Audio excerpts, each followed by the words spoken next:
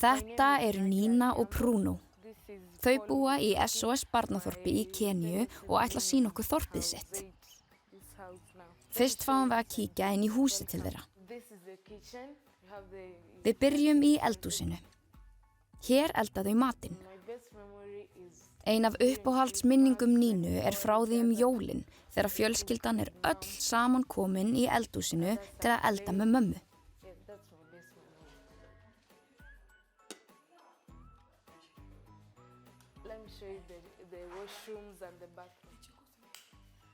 Næst kíkjum við á baðherbergið. Hér er það. Það er ekkert rennandi vatn núna svo þau geta ekki notað sturtuna eða kranana.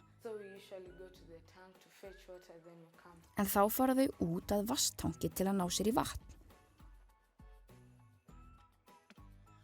Nú fáum við að kíkja í svefnherbergin. Þetta er stelpuherbergið. Í húsinu þeirra er 1 stelpuherbergi og 2 strákaherbergi. Hér eru systur Nínu, þær Luna, Sæne og Íse sem er nývöknuð. Hér er skrifborðið þeirra þar sem að þau læra heima. Þar eru margar bækur. Næst fáum við að kíkja í skólann þeirra. Hann er frekar nálægt heimilinu, bara hinum megin við götuna. Nína og Bruno sýna okkur hann.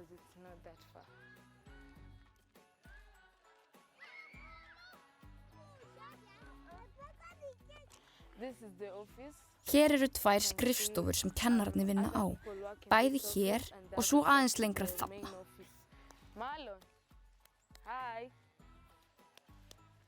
Áður en að þau komast inn á skólalóðina þá þurfa þau að fara í gegnum öryggishlið.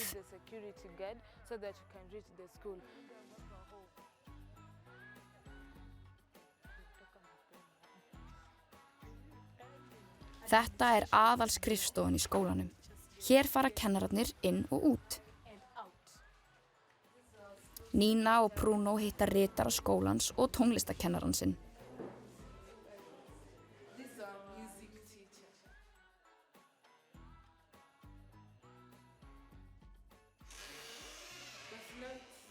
Nú erum við komin inn í eina skólastofu, en eins og þið sjáið, þá er ekki búið að raða upp borði og stólum af því að það er frí í skólanum.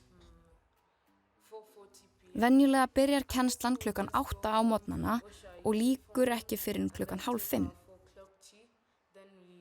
Eftir skólan fara þau heim, þvo skólabúningana sína, drekka te og læra heima.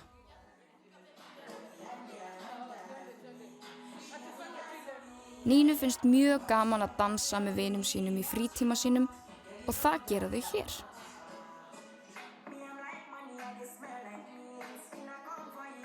Við vonum að þið hafi haft gagn og gaman af þessari heimsókn.